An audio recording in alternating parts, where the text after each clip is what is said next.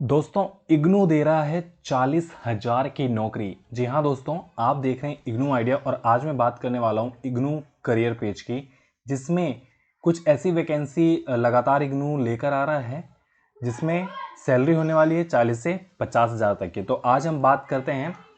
सबसे पहले आज के इस वीडियो में मैं आपको बताऊंगा कि आप इस जॉब में कैसे अप्लाई कर सकते हैं, कैसे की एलिजिबिलिटी और कैसे की रेम्यूनरेशंस है।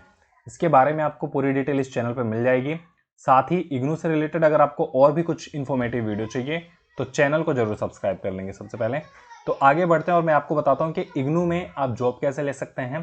तो सबसे पहले आज जो एडवर्टीजमेंट इग्नू ने निकाला है इसकी हम डेट देख लेते हैं। इसकी डेट क्या है और इसमें हम कब तक अप्लाई कर सकते हैं, ये सारी चीज़ें और ये सारी डिटेल मैं आपको बताऊंगा। सबसे पहले आप देख रहे हैं कि ये इग्नू का जो है नोटिफिकेशन है और इग्नू का लेटर हेड यहाँ पे इन्होंने यूज़ करा हुआ है। ठीक है, सब्जेक्ट है engagement of consultant legal full time. ये जॉब होगी आपकी पर ऑन कॉन्ट्रेक्चुअल बेसिस। आपके कॉन्ट्रेक्चुअल बेसिस होगी, फुल टाइम जॉब होगी, आपको पूरी तरह से इसमें इन्वॉल्व होना होगा, लेकिन ये एक कॉन्ट्रेक्चुअल जॉब है। Indira Gandhi national open university यानी कि IGNOU invite applications for engagement of consultant legal full time at legal cell. First thing, जो जॉब की प्रोफाइल है वो क्या है, कंसल्टेंट लीगल फुल टाइम, और अपने ये लीगल सेल में आपको हायर करेंगे जो कि एडमिनिस्ट्रेशन और इग्नू मैदानगढ़ी न्यू दिल्ली के लिए रहेगा। Purely on contractual basis initially for a period of 6 months and further extendable on performance basis. शुरू में ये आपको 6 मंथ्स के लिए रखेंगे एंड कॉन्ट्रैक्ट पे, एंड आफ्टर दैट आपकी परफॉर्मेंस को देखते हुए ये आपकी जॉब पीरियड को एक्सटेंड कर देंगे, बट वो भी कॉन्ट्रैक्ट के बेस पे ही करेंगे एज पर university norms. The detail of essential qualification experience are given below. Okay, तो आओ बात करते हैं पोजीशन क्या है। सबसे पहले पोजीशन के बारे में जानेंगे कि आखिर किस टाइप की पोजीशन है, क्या जॉब रोल है, इन सारी चीज़ों को देखते हैं। Consultant legal full time. Consultant legal मतलब आपको लीगली जो लीगल वर्क होते हैं उस लेवल का अगर आपको एक्सपीरियंस है तो आप इसमें अप्लाई कर सकते हो, और यही इसकी सेम प्रोफाइल होने वाली है। नंबर ऑफ पोजीशन एक वैकेंसी है, सिंपल एक कैंडिडेट यहाँ पे सेलेक्ट होगा, तो एक वैकेंसी है।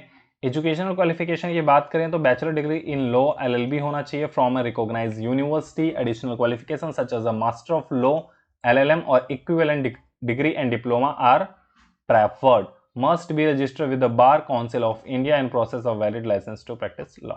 मतलब एक जो लॉयर है उस लेवल तक का आपको एक्सपीरियंस होना चाहिए, नॉलेज होनी चाहिए एंड लाइसेंस होना चाहिए, तब आप इस प्रोफाइल में अप्लाई कर सकते हैं। एक्सपीरियंस और स्किल की बात करते हैं।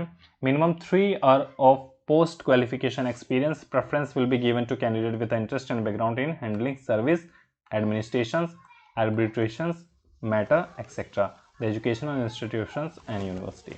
ठीक है, सेकेंड पॉइंट बोल रहा है excellence skill in legal drafting. मतलब आपको लीगल ड्राफ्टिंग, लेटर ड्राफ्टिंग वगैरह जो होते हैं लीगल्स, उनके वर्ड, उनके अच्छे अच्छे जो वर्ड्स होते हैं, जो वैल्यूएबल वर्ड्स होते हैं, उनको ध्यान में रखते हुए आपको लीगल ड्राफ्टिंग भी एक एक्सेलेंट स्किल होनी चाहिए आपके अंदर। Other things is research and presentation is required, आपको प्रेजेंट भी करना आना चाहिए अपनी चीज़ें। Excellent verbal and written communication abilities in Hindi और इंग्लिश में बहुत अच्छे रिटर्न और वर्बल कम्युनिकेशन आपकी होनी चाहिए। प्रोफिशिएंसी इन कंप्यूटर्स आना चाहिए। जैसी सी बात है, अगर आप लीगली ड्राफ्टिंग करो तो कंप्यूटर आपको आना ही चाहिए।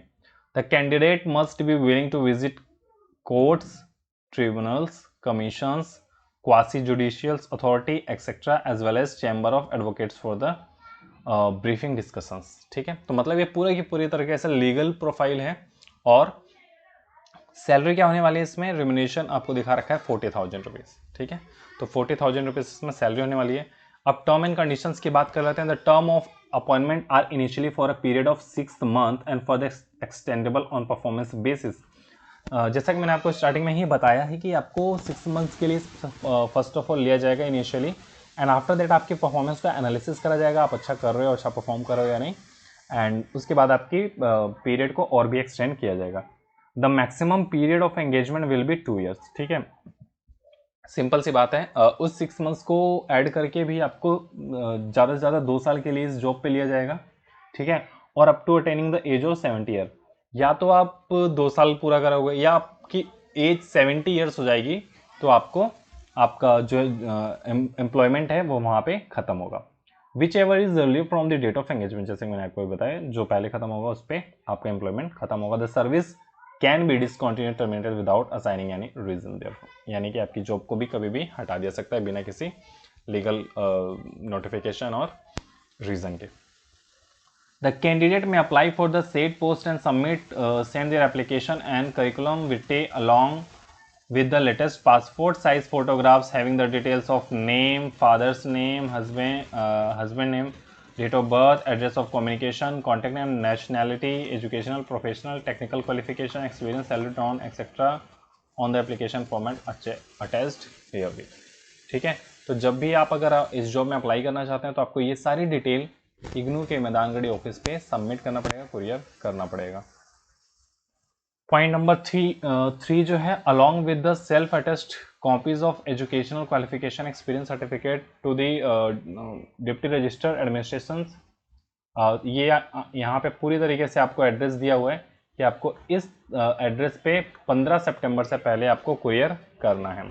पॉइंट नंबर 4 बोल रहा है application receive after the closing the date will not be entertained. Closing date के बाद अगर आपका कोई कुरियर वहाँ पे पहुँचेगा तो भाई उसको वैलिड नहीं माना जाएगा। ठीक है, the candidate should superscribe application of the post of consultant. आपको इस तरीके से ये सब्जेक्ट लाइन अपने कुरियर और एनवलप पे लिख कर भेजना है, तभी उसको एक्सेप्ट किया जाएगा। Merely fulfilling the selection criterion does not entitle a person to be called for the interview.